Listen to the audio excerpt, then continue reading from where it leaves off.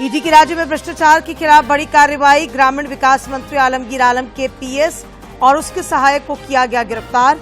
आज दूसरे दिन भी 7 ठिकानों पर छापेमारी। लोकसभा चुनाव के तीसरे चरण के लिए कड़ी सुरक्षा के बीच मतदान जारी। 7वें और अंतिम चरण के लिए अधिसूचना जारी। झारखंड की गोड्डा, दुमका और राजमहल सीट के लिए नामांकन प्रक्रिया शुरू।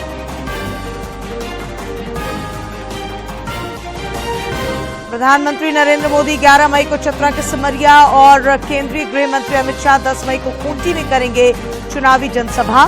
कांग्रेस के राष्ट्रीय नेता राहुल गांधी आज चाईबासा और गुमला में करेंगे प्रचार। राजद नेता तेजस्वी यादव का कल पलामू दौरा।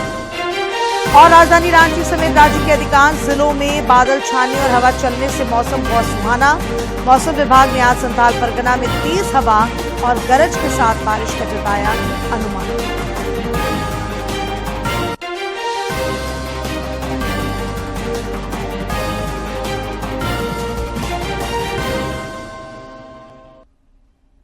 नमस्कार, खबरें झारखंड में आपका स्वागत है। मैं हूं डॉक्टर शीता आनंद और अब समाचार विस्तार से। रांची में छापेमारी के दौरान बरामद 35 करोड़ 23 लाख रुपए के मामले में राज्य के ग्रामीण विकास मंत्री आलमगीर आलम के पीएस संजीव लाल और उसके घरेलू सहायक जहांगीर आलम को ईडी ने गिरफ्तार कर लिया है। वहीं ईडी की टीम रांची में कई ठिकानों पर आज भी छापेमारी कर रही है। सूत्रों से मिली जानकारी के अनुसार रांची के सिंह मोड़, रातू और आईटीआई बस स्टैंड के समीप कुछ बिल्डरों के ठिकानों पर ईडी की टीम ने दबिश दी है। इस छापेमारी में एक बार फिर करोड़ों रुपए मिलने की खबर है। लोकसभा चुनाव के तीसरे चरण का मतदान कड़ी सुरक्षा के बीच जारी है। इस चरण में 10 राज्यों और एक केंद्र शासित प्रदेश की 93 लोकसभा सीट के लिए वोट डाले जा रहे हैं। सवेरे 7 बजे से शुरू हुआ मतदान शाम 6 बजे तक चलेगा। तीसरे चरण में गुजरात की 25, कर्नाटक की 14, महाराष्ट्र की 11, उत्तर प्रदेश की 10, मध्य प्रदेश की 9, छत्तीसगढ़ की 7, बिहार की 5, असम और पश्चिम बंगाल की 4-4, गोवा और दादरा तथा नगर हवेली और दमन की 2-2 सीटों पर वोट डाले जा रहे हैं।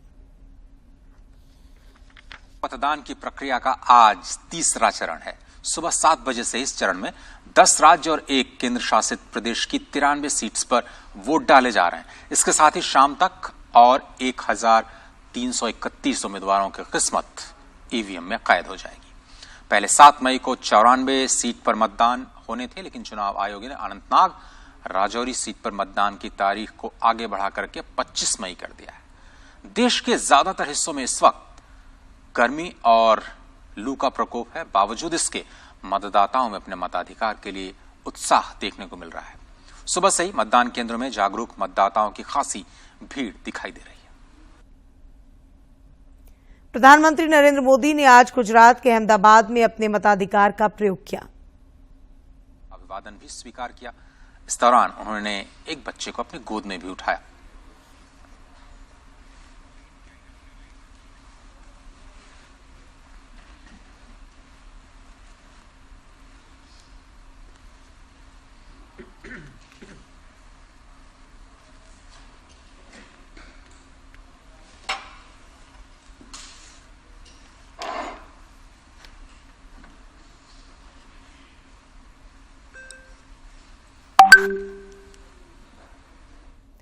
उधर कर्नाटक के कलबुर्गी में कांग्रेस के राष्ट्रीय अध्यक्ष मल्लिकार्जुन खड़गे ने भी अपना वोट डाला।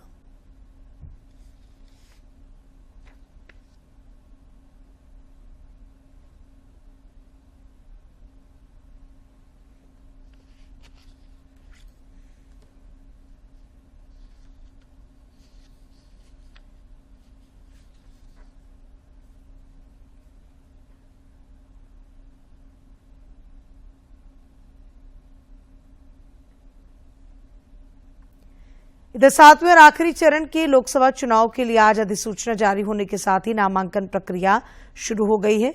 14 मई तक प्रत्याशी नामांकन दाखिल कर सकेंगे। इस चरण में झारखंड की राजमहल, दुमका और गोड्डा संसदीय सीटों के लिए 1 जून को वोट डाले जाएंगे।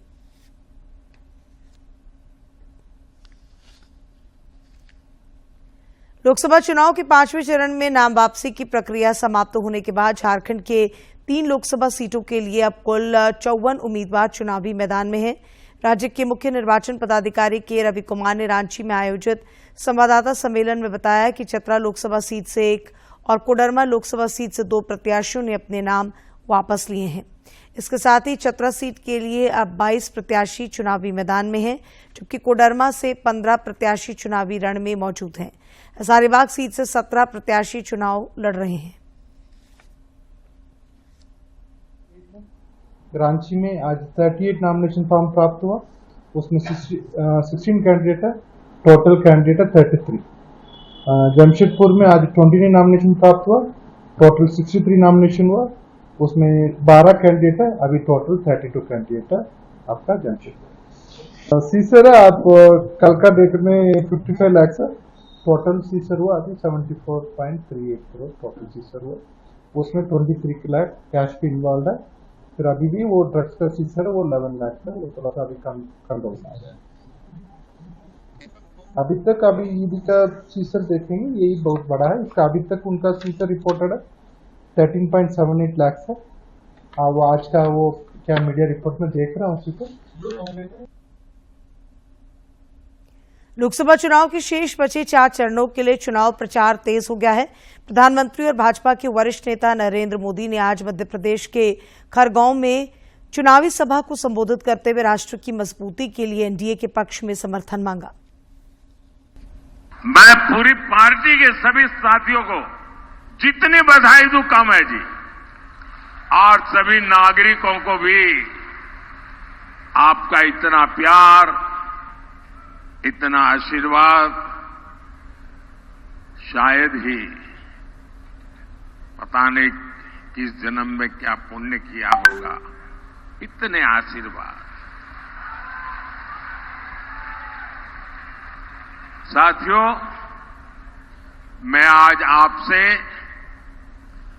विकसित भारत के संकल्प के लिए आशीर्वाद मांगने के लिए आया हूं। और हम जो नर्मदा के तट पर रहते हैं ना, वो तो दिन में कितने ही लोग मांगने के लिए निकलते हैं, लेकिन किसी को भी निराश नहीं करते हैं। ये माता नर्मदा की कृपा है, सदियों से क्रम चला है। कभी भी नर्मदा तट पर रहने वाला मांगने वाले को निराश नहीं करता है जी। और मैं प्रधानमंत्री लगातार विभिन्न राज्यों का चुनावी दौरा कर रहे हैं। इस कड़ी में वे 11 मई को फिर झारखंड आएंगे। प्रधानमंत्री चतरा लोकसभा क्षेत्र के सिमरिया में इसी दिन एक जनसभा को संबोधित करेंगे। इससे पहले वे 3 और 4 मई को झारखंड के दौरे पर आए थे। इस दौरान उन्होंने रांची में रोड शो किया था और चाईबासा, पलामू तथा गुमला के बसिया में जनसभाओं को संबोधित भी किया था। भाजपा के दूसरे स्टार प्रचारकों का भी झारखंड दौरा लगातार जारी है। इस कड़ी में केंद्रीय गृह मंत्री और भाजपा के वरिष्ठ नेता अमित शाह 10 मई को खूंटी आएंगे। वे यहां अपने मंत्रिमंडलीय सहयोगी और भाजपा के प्रत्याशी अर्जुन मुंडा के पक्ष में जनसभा करेंगे।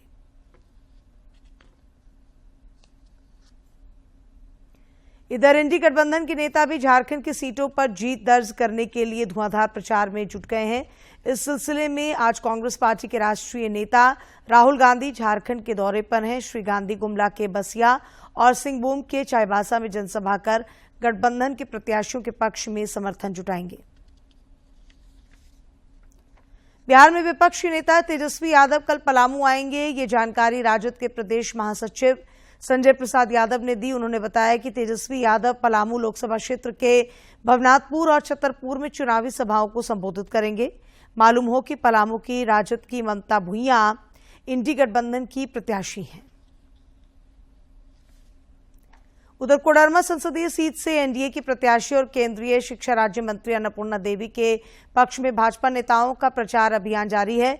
इस सिलसिले में कोडरमा जिले के नवाडी बाजार में कल एक सभा का आयोजन किया गया। सभा में अन्नपूर्णा देवी के अलावे विधायक नीरा यादव भी शामिल हुई। सभा में भाजपा के प्रदेश अध्यक्ष बाबूलाल मरांडी को भी शामिल होना था, लेकिन खराब मौसम के कारण उनका हेलीकॉप्टर उड़ान नहीं भर सका। इस कारण वे सभा में नहीं पहुंच सके।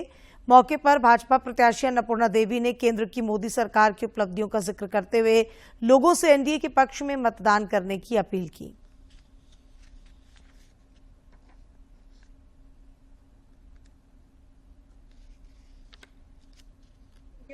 प्रिय नेता आज बाबूलाल मरांडी जी यहाँ पे आ रहे हैं, तो सुनने के लिए बड़ी संख्या में लोग उपस्थित थे। तो आज क्योंकि निराशा उन्हें हुई है निश्चित रूप से। अब मौसम की जो स्थिति है इसमें कोई कुछ कहा नहीं है, कोई कह नहीं सकते। इंद्र भगवान का विशेष कृपा दिख रहा है कि बारिश के साथ साथ ओले भी बरस रहे हैं। तो ऐसी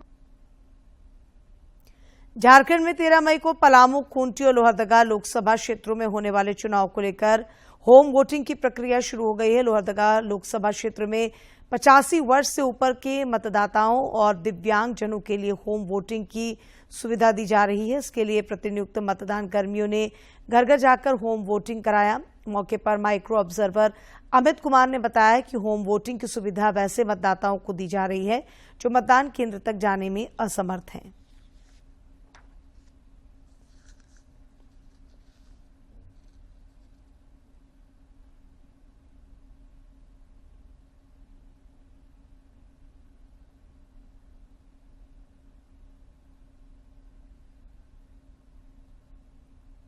ये बहुत अच्छा कार्य है। इसमें हम लोग को निर्वाचन की तरफ से दिया गया था कि घर से घर जाके आपको वोट कराना है। जो 80-85 साल से ऊपर के हैं उनका, और जो विकलांग हैं उनके लिए। ये हम लोग 2 तारीख से चालू किए, 7 तारीख तक चलेगा अभी मई में। और हम लोग पास में जो लिस्ट आया था उसके अनुसार हम लोग आज पूरा कर लिए हैं। लोकसभा चुनाव के दौरान मतदान प्रतिशत बढ़ाने को लेकर चुनाव आयोग ने विशेष पहल की है। इसके तहत आज शाम 6 बजे से 8 बजे तक मैं भी इलेक्शन एम्बेसडर हैशटैग अभियान चलाया जाएगा। राज्य के मुख्य निर्वाचन पदाधिकारी के रवि कुमार ने बताया कि इस अभियान के तहत सोशल मीडिया पर लोकसभा चुनाव से संबंधित कंटेंट पोस्ट कर लोग अपनी भागीदारी निभा सकते हैं।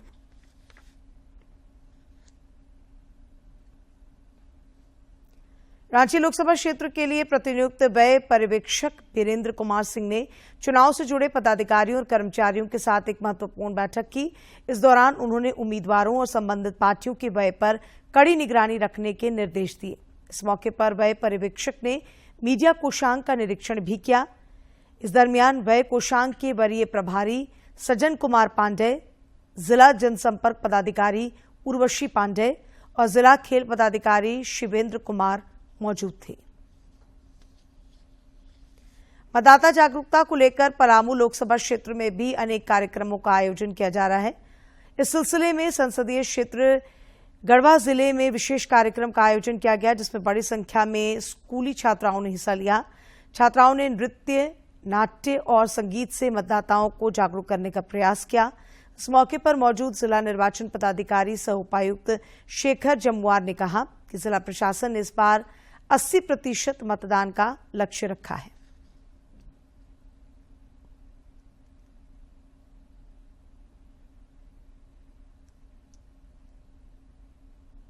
कि इलेक्शन कमीशन का जो अब की बार 80 के पार का जो नारा है वो हम लोग जरूर पूरा करें। उसमें आप लोगों का सहयोग चाहिए और हम लोग हर सुविधाओं का व्यवस्था का हम लोग रखेंगे ख्याल। पोलिंग स्टेशंस पर जितने भी एएमए फैसिलिटीज़ हैं वो हम लोग पूरी तरीके से तैयार हैं कि लोगों को हम लोग दे सकें। लोकतंत्र के महापर्व में पहले सहभागिता निभाने वाले युवा मतदाताओं में भी इस दौरान कि उन लोग वोट देने जाएं। बहुत अंदर से तो एक तरह से डर भी लग रहा है, लेकिन इंटरेस्टिंग फील हो रहा है कि फर्स्ट टाइम वोट देंगे, क्यों जरूरी है वोट दे। सबका वोट यहाँ पे इक्वल होता है। आके वोट दे। बहुत ज्यादा अपने आप में गर्व महसूस करी कि मैं एक भारत देश में रह के और मुझे इतनी कम उम्र में अपनी सरकार चुनने का मौका मिलेगा। और मैं आने वाली पीढ़ी को भी यही बोलूंगी, आने वाली जनरेशन को भी, कि वो इससे प्रभावित हो और आने मतलब अपने लिए अच्छी सरकार चुनने का कोशिश करें। दान देने का मौका मिला है और वो दिए। जब मुझे मिला है वैसे ही दूसरों को भी मिलेगा।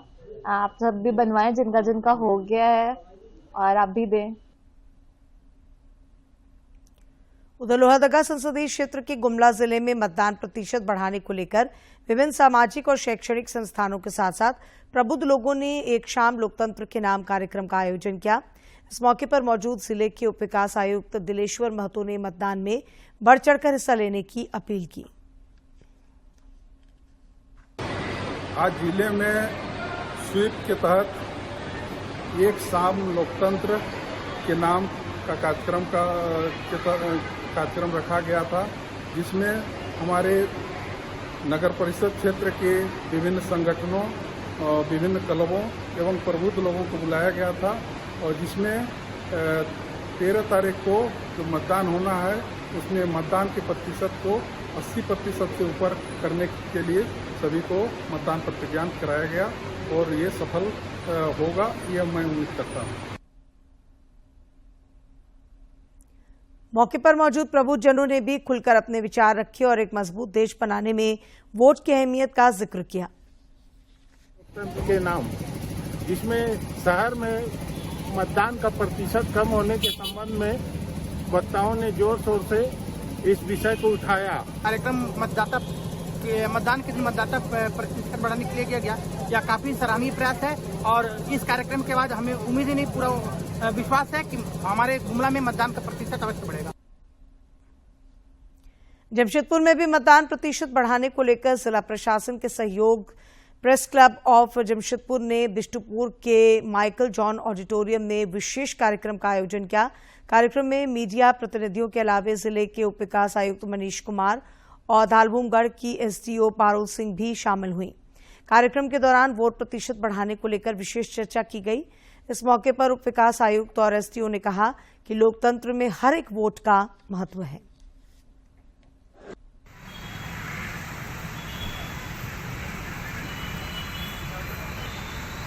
इस बार अपना टैगलाइन बनाया है 25 को 25। मतलब आपको, अगर आप युवा हैं और अगर आप जानकार हैं, अगर आप चाहते हैं कि अच्छा करना, तो 25 तारीख को 25 आदमी को जरूर प्रेरित करें, लेके आए, वोट दिलवाएं। फर्क तो पड़ता है, लोग कहते हैं क्या फर्क पड़ता है, बहुत फर्क पड़ता है आपके एक वोट से। एक वोट से लोग जीते हैं, एक वोट से लोग हारे हैं, ये पहले हो चुका है। ऑलरेडी एग्जाम्पल्स हैं हम लोगों के पास, किस तरह से कैंडिडेट अपना और अपने ड्राइवर का वोट नहीं देने के कारण वो हार गए थे। और फर्क इससे पड़ता है कि आप आत्मसंतुष्टि महसूस करते हैं कि जो 5 साल में आपकी जिम्मेदारी थी वो आपने पूरे फर्ज के साथ अदा की। जब आप नहीं करते हैं, you start slowly feeling the FOMO. आप लोगों ने जो ये मुहिम चलाई है उसमें जिला प्रशासन भी आप लोगों से ये उम्मीद करता है, अभी जितने भी आंकड़े थे उस बारे में बहुत ही विस्तृत रूप से जानकारी आप लोगों को दी गई है। सही बात है, हर चीजों में आगे होने के बावजूद जमशेदपुर, स्पेशली जो शहरी इलाका है, ग्रामीण इलाका नहीं, ग्रामीण इलाके में वोटिंग परसेंटेज हमारा बहुत हाई है, लेकिन जो शहरी इलाका है, स्पेशली जेएनएसी, एमएनएसी, जुगसलाई एरिया जो है, वो न जाने क्यों परसेंटेज में नेशनल एवरेज से थोड़ा पीछे चल रहा है। ये एवरेज हमें ऊपर लाना है, जिसके लिए डीडीसी सर और उनका स्वीप कार्यक्रम लगातार इतने व्यापक रूप से कार्य कर रहा है, जैसा मुझे लगता है पिछले कई वर्षों में आप लोगों ने कभी नहीं देखा। जमशेदपुर के बागबेड़ा से पुलिस ने 3 अपराधियों को गिरफ्तार किया है। इन अपराधियों के पास से हथियार और कारतूस भी मिले हैं। सिटी एसपी मुकेश कुमार लोनायत ने बताया कि गुप्त सूचना के आधार पर की गई कार्रवाई में पुलिस को ये सफलता मिली है।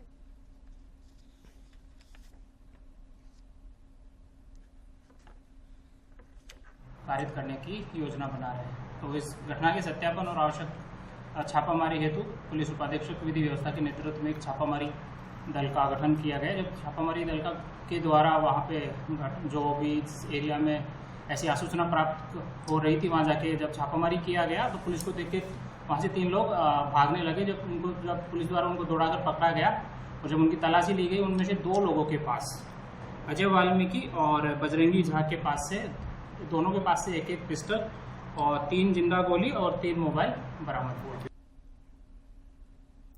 और अब देखते हैं फटाफट अंदाज में जिलों की खबरें।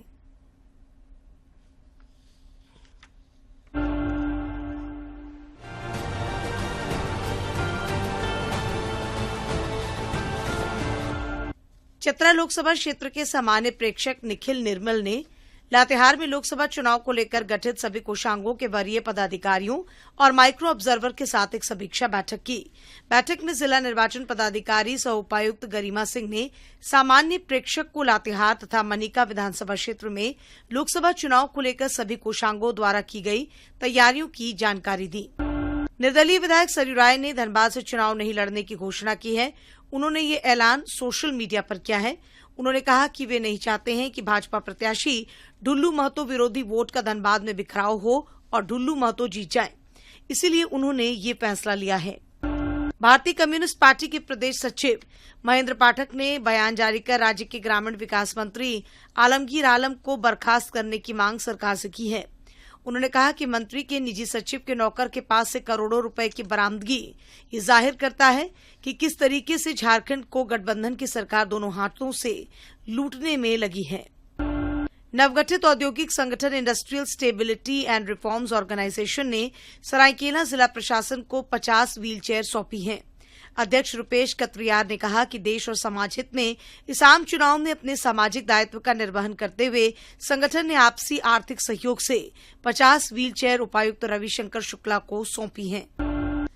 8 जून को MA सिटी केस को लेकर विशेष लोक अदालत का आयोजन होगा। इसके लिए तैयारियां शुरू कर दी गई हैं। चालसा के दिशा निर्देश पर 8 जून को MA सिटी केस के निस्तारण को लेकर पलामू में विशेष लोक अदालत का आयोजन किया जाएगा। इसे सफल बनाने को लेकर जिले के प्रधान जिला एवं सत्र न्यायाधीश नीरज कुमार श्रीवास्तव ने MA सिटी केस के अधिवक्ता और बीमा कंपनियों के अधिवक्ताओं के साथ बैठक की और उन्हें कई सुझाव भी दिए। झारखंड सेवा समिति की ओर से रामगढ़ जिले के सुभाष चौक के निकट बढ़ती गर्मी को देखते हुए और आम लोगों को मतदान के लिए प्रेरित करने के लिए प्याऊ का शुभारंभ किया गया। उपायुक्त चंदन कुमार ने प्याऊ का उद्घाटन करते हुए समिति के कार्यों की सराहना की। जमशेदपुर के पोखारी स्थित नेताजी सुभाष विश्वविद्यालय के फार्मेसी विभाग में प्लेसमेंट सत्र का आयोजन किया गया। इसमें विभाग के 9 विद्यार्थी रोजगार प्राप्त करने में सफल हुए हैं। रोजगार प्राप्त करने वाले विद्यार्थियों के विषय में जानकारी देते हुए विश्वविद्यालय के प्लेसमेंट पदाधिकारियों ने बताया कि फार्मेसी क्षेत्र की बहुप्रतिष्ठित कंपनी टाटा MG की ओर से बहुस्तरीय चयन प्रक्रिया के पश्चात फार्मेसी विभाग के 9 विद्यार्थियों का चयन किया गया है। सिमडेगा जिले की मुफस्सिल थाना पुलिस ने मानवीय चेहरा दिखाया एक पीड़िता के मौखिक शिकायत पर त्वरित कार्रवाई करते हुए मुगलसराय में बंधक बनाए गए युवक को मुक्त कराया गया है। युवक के परिजनों ने पुलिस को धन्यवाद देते हुए कहा कि उन्हें विश्वास ही नहीं हो रहा है कि मौखिक शिकायत पर पुलिस ने उनकी मदद की है। गोड्डा जिले के ठाकुर गंगटी थाने की पुलिस ने अनुसूचित जाति की युवती के साथ दुष्कर्म करने के आरोपी युवक कपिल देव महतो को गिरफ्तार कर जेल भेज दिया है। मिली जानकारी के अनुसार बीते मार्च महीने में घटना के बाद पीड़िता ने ठाकुर गंगटी थाने में लिखित शिकायत दी थी। पाकिस्तान के इस्लामाबाद में 25 जून से शुरू होने वाली इंडिविजुअल स्क्वैश चैंपियनशिप में रांची की आदिया बूडिया रांची का प्रतिनिधित्व करेंगी। 25 से 29 जून तक चलने वाली इस प्रतियोगिता के गर्ल्स अंडर 13 आयु वर्ग में आदिया भाग लेंगी। इसके लिए उन्होंने एशियाई जूनियर इंडिविजुअल ट्रायल सिलेक्शन में भाग लिया था, जिसमें आदिया बूडिया ने अपने अच्छे प्रदर्शन से टॉप में जगह बनाई है।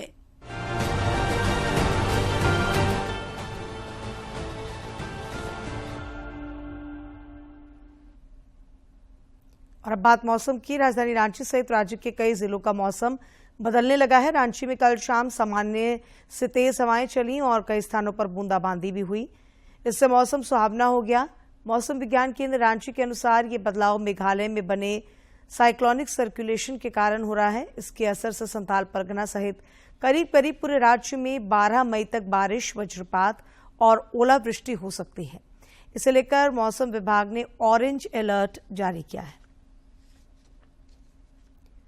रांची में आयोजित राष्ट्रीय महिला हॉकी लीग में आज झारखंड का मुकाबला मणिपुर से होगा। इससे पहले कल कुल 4 मैच खेले गए। इसमें मेजबान झारखंड को हार का सामना करना पड़ा। उसे हरियाणा ने रोमांचक शूटआउट में 4 के मुकाबले 1 गोल से पराजित किया। इससे पूर्व दिन के पहले मैच में हॉकी बंगाल ने मिजोरम को, हॉकी ओडिशा ने महाराष्ट्र को और हॉकी महाराष्ट्र ने मणिपुर को पराजित किया। यूरोपीय दौरे के लिए ज्योति सिंह की कप्तानी में भारतीय जूनियर महिला हॉकी टीम की घोषणा कर दी गई है। इस टीम में झारखंड के 4 खिलाड़ियों रजनी केरकेट्टा, नीरू कुल्लू, विनीमा धान और संजना होरो को शामिल किया गया है। इनमें रजनी और नीरू सिमडेगा की रहने वाली हैं, जबकि विनीमा और संजना खूंटी की रहने वाली हैं। आज के हेल्थ सेगमेंट में देखते हैं चिकित्सा की प्राचीनतम पद्धति आयुर्वेद पर विशेष रिपोर्ट।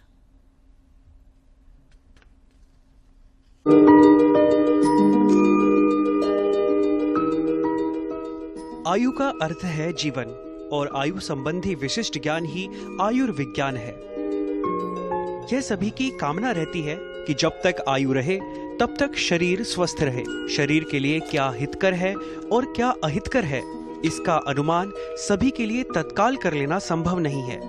इसलिए अनुभव और अनुसंधानों के माध्यम से हितकर और अहितकर के ज्ञान के लिए उसे संकलित, संरक्षित और व्यवस्थित कर परंपरागत रूप से आयुर्विज्ञान के रूप में लिखा गया। आयुर्वेद चिकित्सा की सबसे प्राचीन पद्धति है। वैदिक काल से प्रारंभ हुए इस सैद्धांतिक उल्लेख और विधिवत प्रयोग को आयुर्विज्ञान माना जाता है।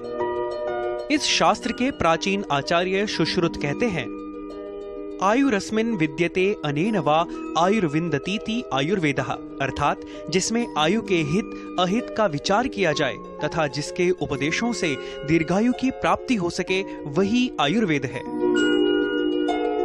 आयु के अंतर्गत शरीर, इंद्रिय, मन तथा आत्मा का संयोग माना जाता है और जब तक यह संयोग अवस्थित है तभी तक जीवन भी है। अथर्ववेद में मानव के समक्ष आए हुए शारीरिक तथा मानसिक संकटों के निवारण के लिए प्रार्थनाएं भी दी गई हैं। वेदों के बाद इस ज्ञान को विधिवत संचारित करने में अनेक संहिताओं का योगदान रहा। इनका काल आज से लगभग 3000 वर्ष पूर्व माना जाता है। वर्तमान में उपलब्ध सुश्रुत संहिता एवं चरक संहिता आदि का प्रारंभिक काल भी यही माना जाता है। तब से लेकर आज तक यह ज्ञान परंपरागत रूप से प्रयुक्त होता रहा। आयुर्वेद में मनुष्य के शारीरिक ही नहीं अपितु मानसिक स्वास्थ्य की रक्षा भी इसका महत्वपूर्ण उद्देश्य है। इसलिए आयुर्वेद संपूर्ण आयु का संरक्षण करने वाला विज्ञान है। कहा जाता है कि मन की स्वस्थता भी स्वास्थ्य के लिए आवश्यक है। आयुर्वेद में स्वस्थ वृत्त एवं अनेकानेक उपायों का वर्णन मिलता है। वेदों में 100 वर्ष तक जीने की कामना की गई है। आयुर्वेद में दिनचर्या एवं ऋतुचर्या का प्रावधान कर उसके माध्यम से प्रातः काल उठने से लेकर रात को सोने तक की व्यवस्थित विधि का निर्देश किया गया है। इसमें शौच, दंत धावन, अभ्यंग यानी मालिश, व्यायाम, उपटन, स्नान, गंधमाला आदि सुगंधित द्रव्यों का धारण, वस्त्र धारण करने के बाद विधिवत आहार ग्रहण कर जीविकोपार्जन के लिए कर्म करने का उल्लेख है। इस क्रम में आहार, निद्रा और ब्रह्मचर्य का विधिवत प्रयोग बताकर यह कहा गया है कि जो इनका व्यवस्थित प्रयोग करते हैं वे स्वस्थ रहते हैं। अथर्ववेद में रोगों के नाम, लक्षण, औषध द्रव्यों एवं रोग निवारण हेतु उपायों के बारे में विस्तार से वर्णन किया गया है। इसलिए आयुर्वेद को अथर्ववेद का उपवेद कहा जाता है। इसको स्वतंत्र रूप में विकसित करने की परंपरा में अनेक आचार्यों, ऋषियों एवं शोधकर्ताओं ने अनुभव एवं ज्ञान के आधार पर आयुर्विज्ञान संबंधी सिद्धांतों की स्थापना कर इसके प्रायोगिक एवं व्यावहारिक पक्षों को ध्यान में रखते हुए सैकड़ों वर्षों के प्रयास के बाद स्वतंत्र शास्त्र के रूप में इसे आयुर्वेद के नाम से स्थापित किया। कौटिल्य ने अर्थशास्त्र में प्राचीन चिकित्सा के अनेक पक्षों पर प्रकाश डालकर चिकित्सकीय विषयों का सूक्ष्म वर्णन किया है। अशोक द्वारा मानव एवं पशुओं की चिकित्सा के लिए विभिन्न राजमार्गों पर चिकित्सालय बनाने का प्रयास उनके अभिलेखों से प्रमाणित होता है। और अंत में मुख्य समाचार एक बार फिर।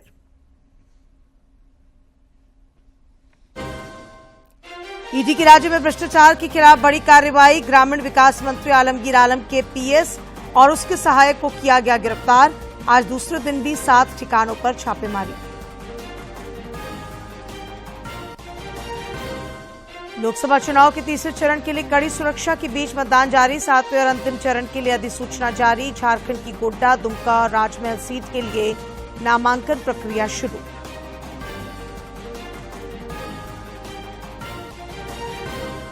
प्रधानमंत्री नरेंद्र मोदी 11 मई को चतरा के सिमरिया और केंद्रीय गृह मंत्री अमित शाह 10 मई को खूंटी में करेंगे चुनावी जनसभा। कांग्रेस के राष्ट्रीय नेता राहुल गांधी आज चाईबासा और गुमला में करेंगे प्रचार। राजद नेता तेजस्वी यादव का कल पलामू दौरा। और राजधानी रांची समेत राज्य के अधिकांश जिलों में बादल छाने और हवा चलने से मौसम हुआ सुहाना। मौसम विभाग ने आज संथाल परगना में तेज हवा और गरज के साथ बारिश का जताया अनुमान।